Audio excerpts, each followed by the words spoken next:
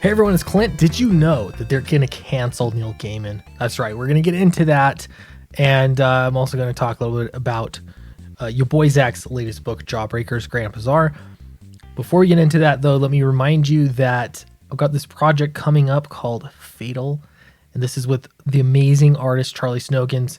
Top-notch quality, the envy of Marvel or DC or anybody else. Literally, I think he is up there. He's like one of my favorite artists, and I happen to be working with him. It's amazing.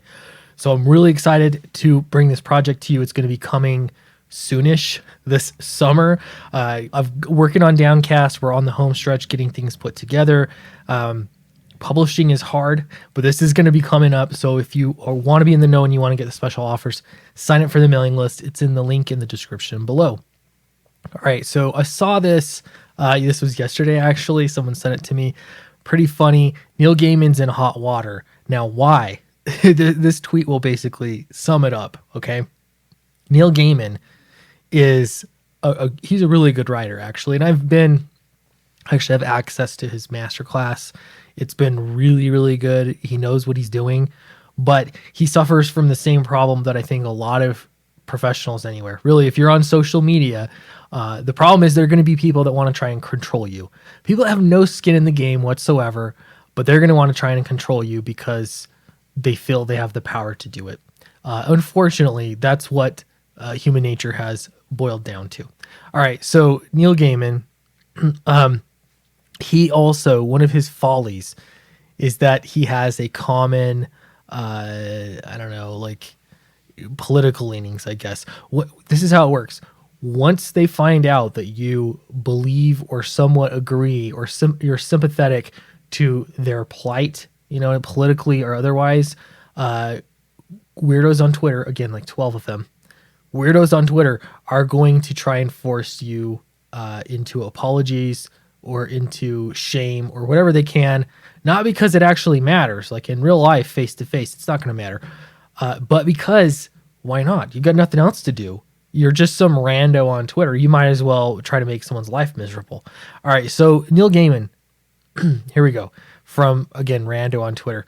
Neil Gaiman has admitted he's not capable of speaking ethically or respectfully to black people, women, Jews, etc., etc. He will accidentally say horrendous, racist things and expect to be forgiven without apology or self-examination because he's trash. Oh my goodness. What possibly could Neil Gaiman have said that has made him this racist? Wow, he sounds like a horrible person. If all I read was just this one tweet, and trust me, many people will just read this one tweet, you're going to take this rando's opinion at face value and say, oh wow, Neil Gaiman must be a racist. I'm going to move about my day and then just start telling everyone else that Neil Gaiman is a self-admitted racist. But, just for the sake of kicks and giggles, why don't we look exactly at what he said that was so racist? Is this one it? Okay, we'll do this one first. Here's the tweet that she retweeted. Neil Gaiman says, if I said that, I misspoke. I meant to say it isn't only racism, it's also anti-Semitism, misogyny, terror of the other, and so on. Obviously, Lovecraft was racist. Now, hold on a minute. Does this boil down to H.P. Lovecraft? That guy that's been dead for a long time, so long that all of his written works are now public domain? Could it be that guy that's causing problems now because of his blatant racism? Yes, I think it is. All right, so here we get in. Same or different rando, it doesn't matter. On Twitter, again, don't contact anybody. Don't be like them and go demand answers on Twitter. It's just silly. It's stupid, but we can laugh at it. All right. When I tried to tell people that Neil Gaiman was racist, they all clutched their pearls. But this mother effer just sat down and told a black woman that her work was Lovecraftian in nature. Oh boy. So I remember it was, for probably the past 5 to maybe 8 years, we'll say, Lovecraftian was everyone's favorite word. You could not get onto Kickstarter without literally every project saying that it was a Lovecraftian horror or a Lovecraftian board game or a Lovecraftian comic book. Everything was Lovecraftian. And I had to ask the question, have people actually read Lovecraft? Or did they just say Lovecraftian because they felt like they had to, or it was the hip thing to say? It just really felt like a hipster kind of thing. So Neil Gaiman said that somebody's work was Lovecraftian, and they took offense to that because Lovecraft was a racist. I've got news for you, though. Did you know that Che Guevara was also very problematic? Like there's such a long list of heroes to all these same people, such a long list of heroes that if they existed today, you would cancel them so fast their head would spin.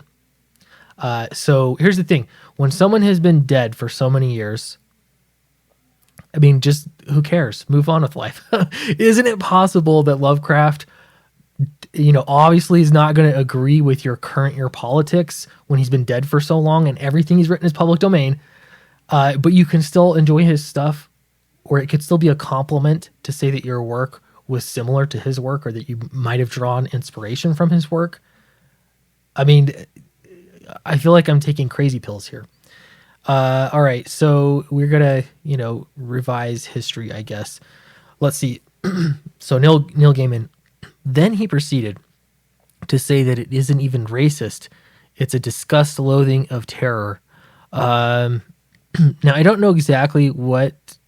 I tried to track this down. Like, what's the original, infraction that Neil Gaiman caused? And then he's trying. Here he is.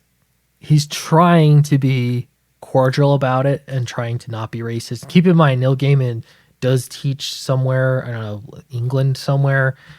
He teaches writing classes at a university, and I guarantee you, he's up on the woke Kool-Aid. And so when he recognizes, in his point of view, he's recognizing his privilege. That's what he thinks.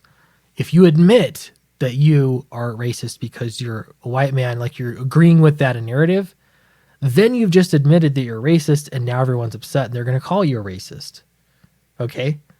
So just don't do it. If you're not racist, if you know deep down that you don't care what people's skin color is, you're happy, it just doesn't matter, then just say you're not racist.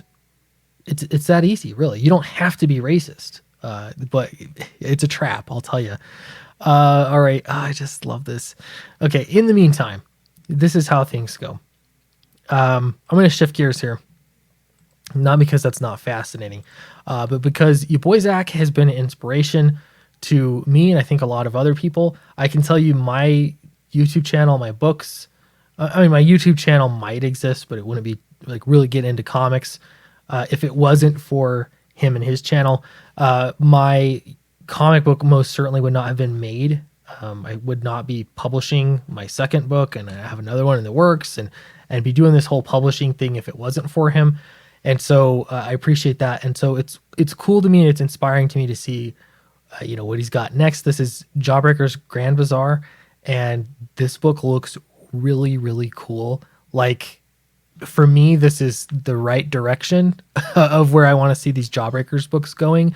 I hope he continues to do many, many more, or even branch off, whatever he's got to do. Like, make the whole thing, whatever you got to do.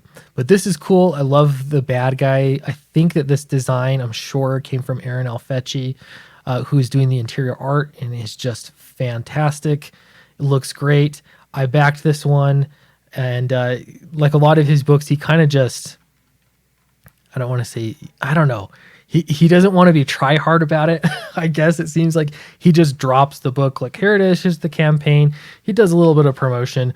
But I feel like we could do some more for him. So he's got 54,000 already. I don't feel bad for him whatsoever. He's got 1,178 backers. And then I was even looking back to the last campaign.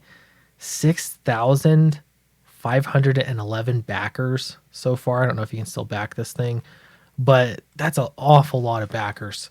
I'm just blown away. And I can bet, well, actually I can almost certainly guarantee not a single one of those backers is worried about H.P. Lovecraft or worried about, whoever his ancestors were, or, on and on and on and so on. It's just ridiculous all the way around. Anyway, so it's just cool to see that there are a lot of sane people. Sometimes I have to remind myself, like, that there are sane people out there. You're really only getting a few outspoken people that are really being nut jobs and want to, demand that you do everything their way, that they can control you. Most people are cool. They're interested in buying comics and being supportive or whatever, or not being supportive. It's cool, whatever you want to do. But yeah, I appreciate that. I think that he's definitely a creator with some long-term longevity. Is that redundant? Yeah, he's got some good stuff. So check out Jawbreakers Grand Bazaar. It's on Indiegogo right now.